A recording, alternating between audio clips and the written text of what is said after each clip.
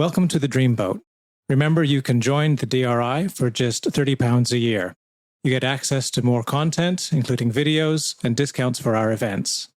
It's a great way of finding out more about our work, joining our dream community, and supporting this podcast. Details in the show notes and at driccpe.org.uk/membership. Welcome to the Dreamboat podcast, a place where we talk about everything dreamy, all you wanted to know about dreams and where you might find some answers. My name is Dave Billington, and I'm a psychotherapist, and I'm also director of the Dream Research Institute. And I'm joined by fellow psychotherapist Laura Payne. Hello, I'm Laura Payne, and I'm also part of the Dream Research Institute. And we're called the Dreamboat because we are actually recording our podcast on a beautiful canal barge here at Little Venice in London called the Boat Pod. We'll be looking at dreams, talking to guest experts, and answering your questions. Now, let's get on with the episode.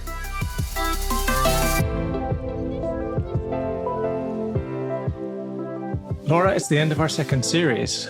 Can you believe we've been doing this for a year now? Oh, goodness, I can't. I can't believe it, actually. It's incredible, isn't it? And here, I'm really grateful for everyone who's found us, listened, commented, joined the DRI, which of course you can, just for £30 a year. And you get lots of extra content and stuff from us for that. And also to everyone who's shared their dreams and come on board. It's been remarkable, actually. Yeah. I've had, about you, Dave, but I've really enjoyed it. Yeah, I'm still enjoying it. And, we really can't do it without the people who are participating and sending us their dreams and listening, of course. So thank you to everyone who's been involved in any way. And of course, in addition to people sending in their dreams, we have people sending us questions. Yeah. And we appreciate that, even though they're sometimes pretty difficult. We've had some fun ones, but please keep them coming. Yes. Because it gives us a slot called question and answer, but also it makes us think about our practice and think about dreaming a lot more. So we really appreciate everything that you've sent in. Yeah. And if we can't answer them, then hopefully we can find somebody who can, and then that becomes a new episode. Exactly. It's inspired us, some of your questions, to help us find some of our guests over the year and guests we've got coming up. So we're really excited by what we've got coming through. Yeah. So this being the 10th episode of Series 2, we've got some more questions that people have sent in, and we're going to do our best to answer some of them now. Yeah.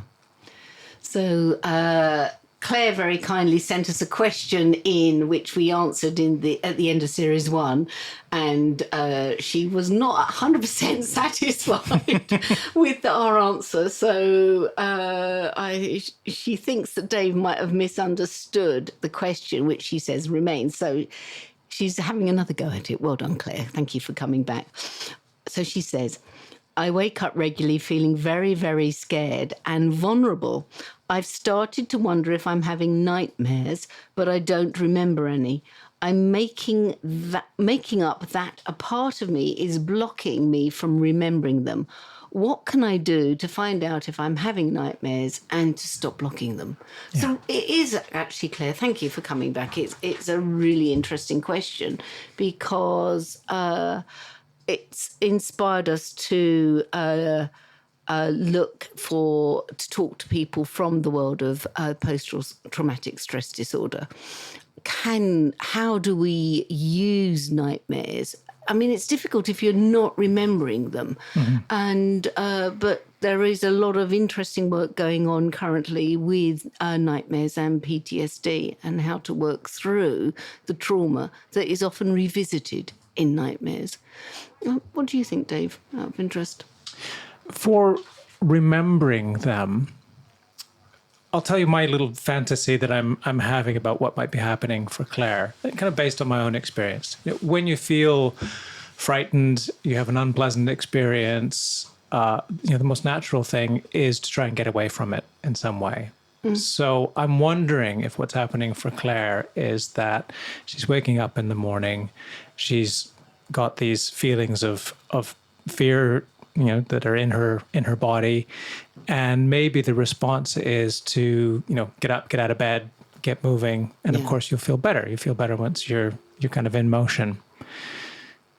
But one of the ways of increasing dream recall in general is to try and stay in the same position when you wake up. And this is related to how memory works, that being in the same bodily position as an experience you've had helps you to remember it more clearly. So if it's tolerable for Claire, and with an idea and an attitude of curiosity, scientific experimentation for herself, can she wake up, notice that what she's feeling, and resist the temptation to move and just be in that position, notice what's going on in her body, and just notice if there are any mental images floating around. I'm not going to say it's going to, I can't guarantee that it's going to do anything, but that might be just a way of welcoming in what might be there. Yeah, I was left also, and hearing you say that's quite interesting, the whole notion of the fight and flight response. So when we're under attack, which is what happens when we're in trauma and post-trauma, the body has certain mechanisms that it's going to use as part of the fight or what's known as the fight or flight response. So I think there are 5 responses, aren't there? So the first one being fight. You're going to, if it's, the lion is on the savannah in front of you, what are you going to do? You're going to stay and fight. That involves a lot of hormones like adrenaline and cortisol to do that, to punch it on the nose. Flight, again, the same hormones are involved if you're going to run away.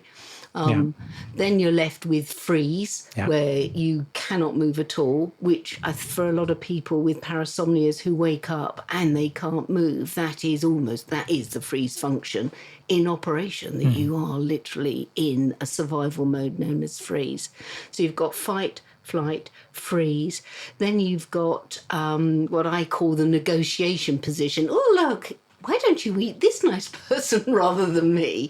And negotiation is an important part of it. And then there's submit.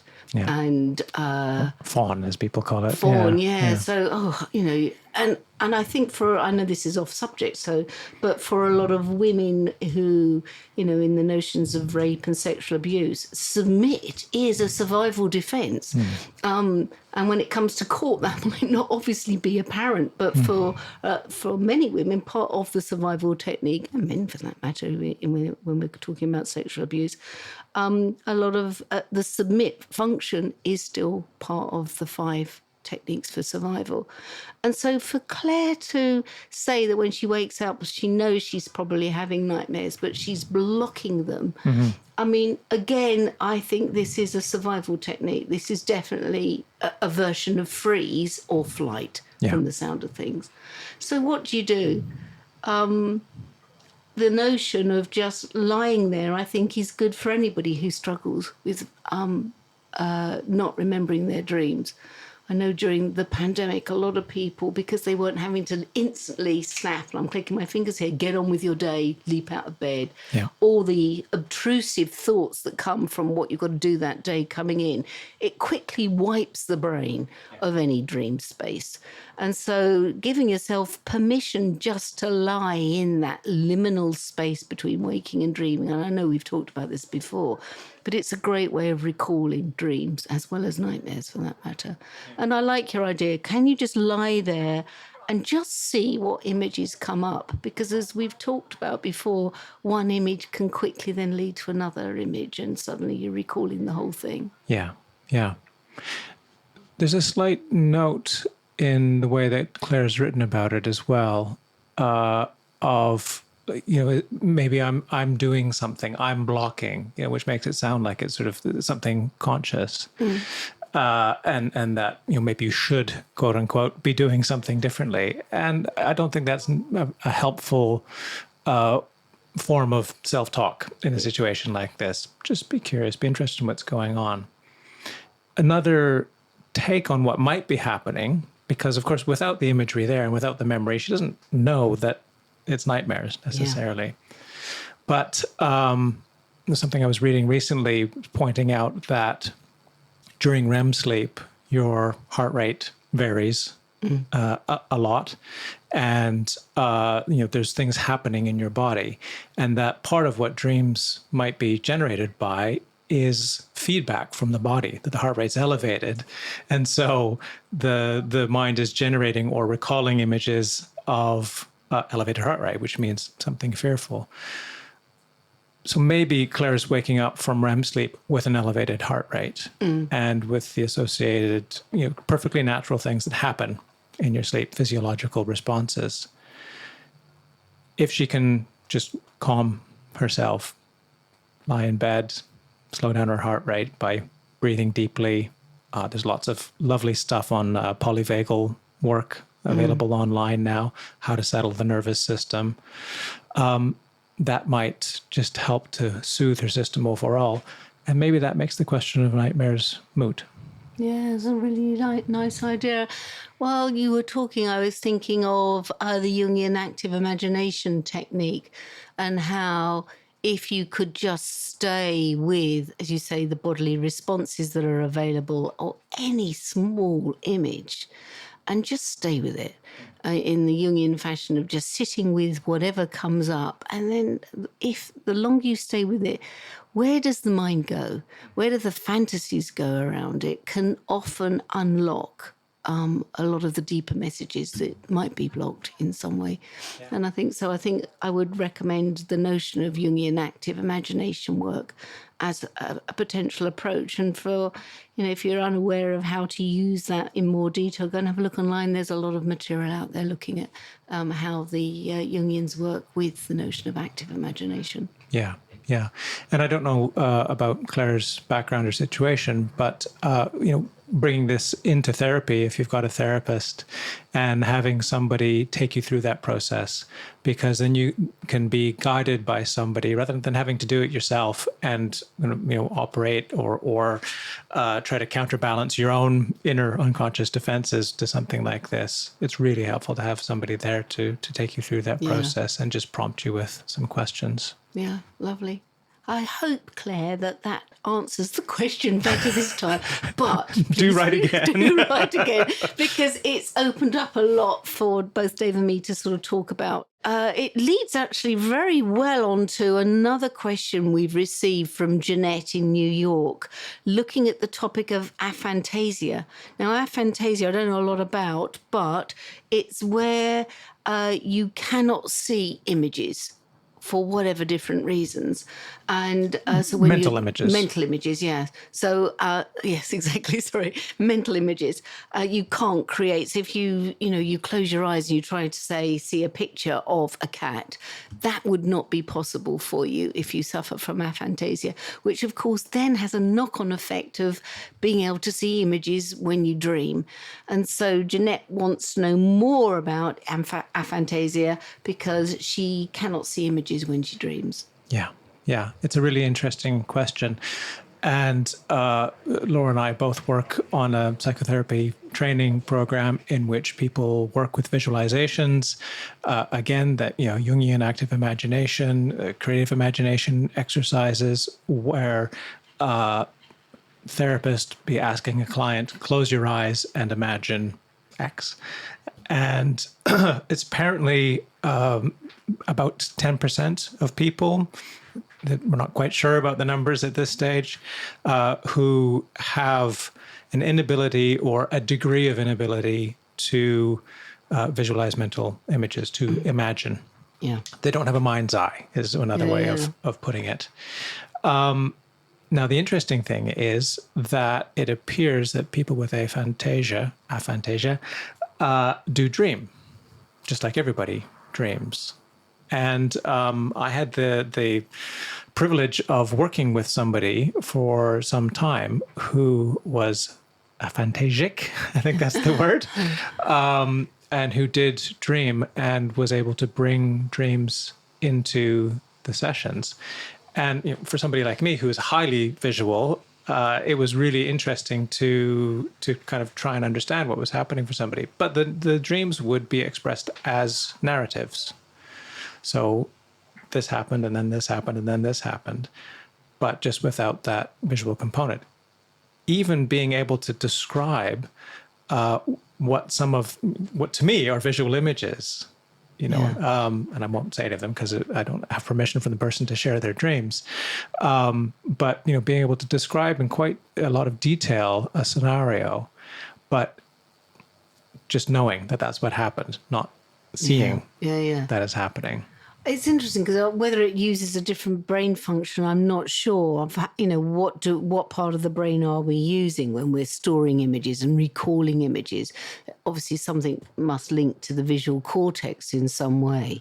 I'm not a neuroscientist, so I apologise, Jeanette, for not being able to answer it from that point of view. But I saw someone who was doing a demonstration for the waking dream technique that we've talked about here on the Boat Pod a few times, which Dave and I have been trained in. And this man himself was aphantasic. He didn't see images. But when somebody worked with him on the waking dream technique, he recorded in a sort of sensory way. So he could sense things. And so he knew how things felt, or he could have a sense of smell or what was happening in his body. And again, it was very narrative-based rather than image-based. But the other parts of the body were involved in the dreaming function, which I found really fascinating, because if you are naturally tuned into images, there's a possibility that the other sensory functions aren't working so well in dreams. So I thought that was quite interesting. It is. That's really fascinating. I have heard, and I don't know either what the current science is around this, but that there was a correlation between face blindness and aphantasia. So the inability to recognize people's faces, even when you're actually looking at them. Yeah. But it's true that people with aphantasia say, when they're not with a loved one, they can't imagine their face in their mind's eye. So it's a different way of recognizing and a different way of holding the sense of somebody in your consciousness. In your consciousness, yeah. I know there's also a link with certain neurodivergent traits like autism. There's a high percentage of people who are autistic suffer from aphantasia and find that they can't dream or remember their dreams. Interesting. I've heard somebody talk about the experience of aphantasia, and just hearing you use the word suffer from it, it's just really fascinating for people who have that. They are not aware of lacking anything because they're living their reality. Their visual cortex works, their eyes work, everything's fine. And for a lot of people, they think that when people say, "Oh, can you imagine that?" or the idea of your mind's eye, they think people are talking metaphorically. Yeah. And it's at some point it then dawns on them like, oh, actually you can see something in your mind, not with your eyes. And that's quite a revelation when that happens. Yeah, exactly. And I know for Jeanette writes as part of her question that because she doesn't dream, she does feel that she's suffering from something and she's missing out because she would love to remember her dreams and be able to recall them and share them as well. And I can imagine for a lot of people, this is I suppose it's a human function. We're talking about dreams as a sort of sign of human consciousness. If there's a world that you feel separated from, then that must have a sense of lacking, perhaps in some way. Just like for people who don't have dream recall. And kind of wonder what all of us is about. Well, it's a form of not having dream recall, isn't it, when you think about it? And again, other techniques that we've mentioned might just help. Instead of perhaps waiting and looking for an image when you wake, if you feel you're aphantasic, when you wake, just see if you can stay, as we said with the answer to Claire, with what's happening in your body. Yeah. See if you can tune into other sensory information in that liminal time before you, decide to latch onto the day. Yeah, because not seeing mental images doesn't mean you don't have imagination as well. Yeah. And it doesn't mean that you can't remember those narratives, those other sensory experiences. So if you're in that position, you have a sense of waking up and, okay, there's a different experience in my body. Okay, well, what is your body telling you has happened Nice. at that stage? Yeah, exactly. And then again, try some Jungian active imagination with the sensory information that you're getting in touch with. Yeah. Well, so Jeanette, thank you. Lovely question. Really, Yeah. really interesting. We've got another question from an anonymous contributor that was sent in online. This person says, so many of my dreams are set in the house I grew up in, the old neighborhood, or my schools, primary and secondary. I'm not particularly preoccupied with those places, and I don't really think about them unless I happen to go there, which isn't often. Is this true for everyone? And what do you think these dream settings are about? Yeah, I like this question a lot. It takes me back to a dream I had very similar that used to always haunt me. And I would go back in my dream to this same place. It was like I changed it slightly, but it was linked with school, and it was in this sort of almost like ice zero station. It was like it was an ice world, and it was like a school on the edge of an ice world, for want of a better description. And like Dave, I spent part of my childhood in Canada, and it was only when I went back to a place where I lived that I unlocked this image, and it had stayed with me for years upon years. Because when I got there, I said to my sister who was with me, oh my God, it's the ice station. And it had been this moment from my dream from sort of like age 6 through to 8 or whatever. And it had stayed with me, but it was from this particular place.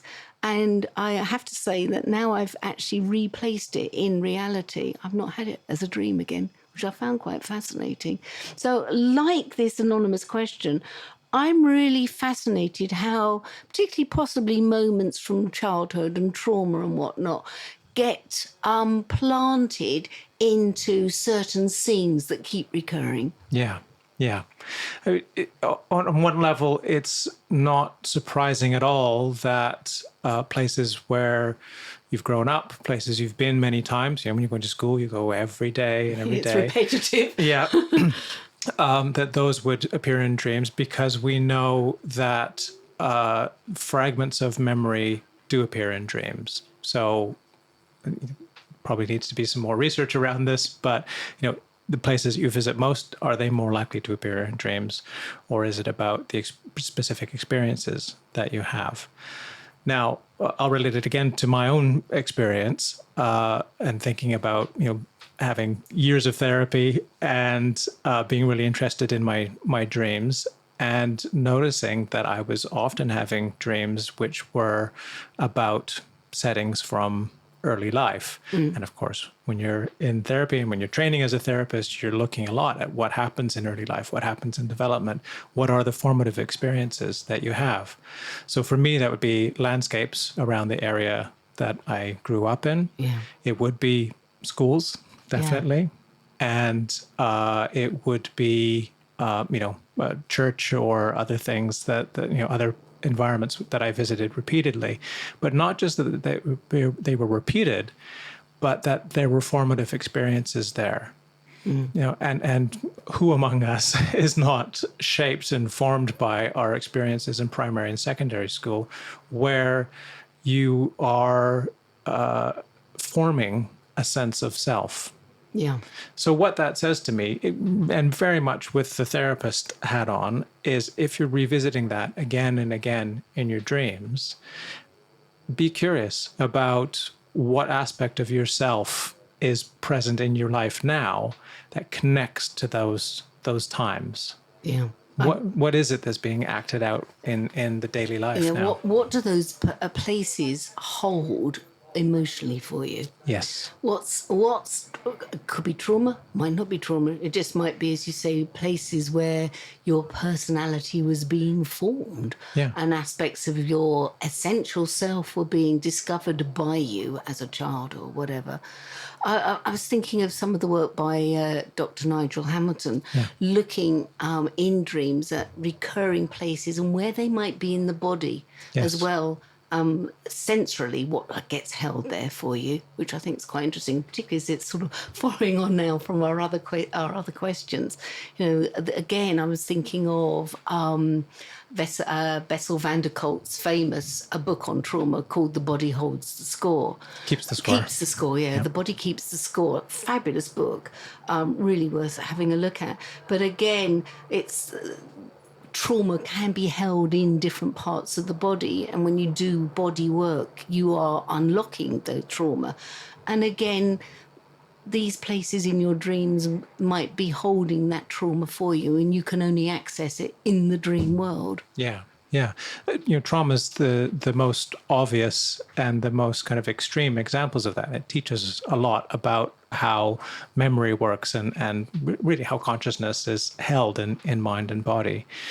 But, again, we know that memories are not just held in the neurons of the brain. They're not just in the mind, material or immaterial, depending, whichever way you look at it. Memories are held in the body. And so that way of asking yourself, okay, I've woken up from a dream and it's a dream of secondary school. Okay, what am I feeling right now? What do I sense in my body? What does that remind me of? What was I carrying at that time? Yeah. And I mean, frankly, it doesn't have to be traumatic, but school is formative on the one side, but stressful. Yeah, there's a lot of trauma around school. You're going into groups for the first time for most people. You're outside of the safety of the family unit. Yeah. I mean, it's ferment, really, for personal development, isn't it? So, and things which come up again and again. So when you start a new job, it takes you back to first day of school, and the feelings that were there, and also how you learned how to deal with these things. We always fall back on, we survived in this way before, so maybe it'll work this time. And it's interesting because she remembers both primary and secondary school. And I think, obviously starting primary school is a big thing. But as you said, starting high school, secondary school is just as traumatizing. Because like my heart rate's elevated just thinking about it. All the girls look so much bigger. It really is quite, it's a scary time. Yeah. I would say to the questioner, if you are in therapy, a nice way of working with this type of dream is to go away and draw the dream, draw the school. Yeah. And then with someone who can guide you, go inside and see what happens. What is actually really sitting inside these schoolrooms for you that you might need to recover and go and work on. Yeah. Okay, finally, I've got another question here. And I'll put this to you, Laura, if I may, as a starting point. This is the surprise question, isn't it? This is a surprise question. And again, anonymous. So the question is, have you ever dreamt of being in a labyrinth-like maze where every turn led to new twists and challenges? And if so, what do you think the labyrinth represents in the context of dreams? Is this the surprise one? Yeah. Yeah. It's just, I think, for a lot of people, it is possibly a regularly occurring motif. It is absolutely ancient as a concept, and I instantly go back to the Minotaur.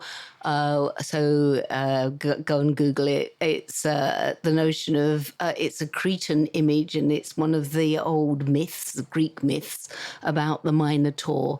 So we have the Minotaur in the cave, and then we have Theseus, who is the Greek hero who works on behalf of the king of Crete's daughter, who is Ariadne, and she gives him the golden thread to see him through the labyrinth so he can kill the Minotaur and then escape, because others have never been able to escape. And she gives him the golden thread. And he breaks her heart because he promises that he will then marry her, but he doesn't. He sails off without her. So it's an interesting journey into unrequited love, but also the hero's journey. And it's the motif that occurs through so many myths, one way or another. It's rich with so much psychological material. How do we escape the labyrinth? Where is it taking us? What is at the heart of the labyrinth? And could we get ourselves back out? It's almost like an image of the brain. Can you get stuck in the brain in some way, the labyrinths? And also when you look at images of the brain itself, it almost looks like a labyrinth does, particularly some of those sort of spiral labyrinth drawings you see. It sits in listen to me, I'm going on and on here. It sits in so many cultures. Most cultures will have a version of the labyrinth. Yeah. It's so lovely. So I'm going to tell you a little bit more about the dreamer now, because that dream was submitted in response to, it was the second response to a prompt to ChatGPT, asking it to ask a specific question about dreams and ask as if you were talking about your own dreams. Ooh. So that was a question from an AI. Oh, that is interesting. Yeah. So the reason that I wanted to spring that on you as a surprise. So I've been AI'd, I've been ChatGPT'd. Yeah. I hope that it would like the answer. Yeah, I think everyone would like the answer because it was really fascinating. And it is something that is really common and probably, for whatever sources ChatGPT is drawing from, it's picked that up from somewhere as a motif. But it ties in with this theme that we're starting to explore around AI and consciousness and, how do we tell the difference? We've explored some of it in this series already, and it is something we're going to continue to explore with any experts that we can find in the field. And we think it's something really fascinating because dreaming seems to be a really distinctive element of human consciousness. I think, wow. I'm actually blown away that was a question from ChatGPT. Thank you. But it's a good question, actually. And so both Dave and I are really fascinated by the notion of whether human consciousness can be defined by dreaming. So the old cogito ergo sum, which was the philosophical notion of I think, therefore I am, has been hijacked by things like ChatGPT. So how else are we going to define human nature, human consciousness, personality, personhood? Will it be somniare ergo sum, I dream, therefore I am? And it's a really interesting area that Dave and I are looking to continue to develop and having people on looking at the notion of dream consciousness and what it means. The proviso, because obviously, we've had some interesting questions of people who can't remember dreams. So what does that mean for your own sense of human consciousness is also something that needs to be considered as part of this. Yeah. So that's all things to look forward to in the next season. We're also going to continue to look at nightmares, parasomnias, the difficulties that we have with sleep and dreaming. We're going to be looking at things from spiritual perspectives. We're going to be looking at things from a neuroscience perspective. And good old lucid dreaming. Good old lucid dreaming. We've got lots of lucid dreaming experts too. I know a lot of you really like the notion and the chats around lucid dreaming. So we've got several experts in the field that are going to come on board again. Yeah. So please do join us for our third season. Yeah, thank you. And thank you, Dave. It's been fun. Really it has been fun. It. Yeah, thank you so much. And keep dreaming and keep sharing your dreams. So thank you for joining us for this week's episode. Don't forget to like us and leave comments on your favourite podcast platform. As I'm sure you know, that's the way we build an audience for the Dreamboat podcast and also to spread news about dreaming. And as we said, there are many ways you can share your dreams at the DRI, the Dream Research Institute. Yes, we have courses, events, and workshops, and we want to hear from you. So check out the show notes for links, or find us on Instagram and on our Facebook page and on our website at driccpe.org.uk. And if you want to explore your dreams further, or you would like to support us, you can join the DRI as a member for just £30 a year. As a member, you will get discounts for all of our events and short courses. You'll get our newsletter with latest dream research news, and we'll also be adding other special member benefits during the year. Of course, members' dreams will always be given preference for reading on the podcast Dream of the Week slot. So go to the link on the show notes and become a DRI member today. Keep dreaming and keep sharing your dreams.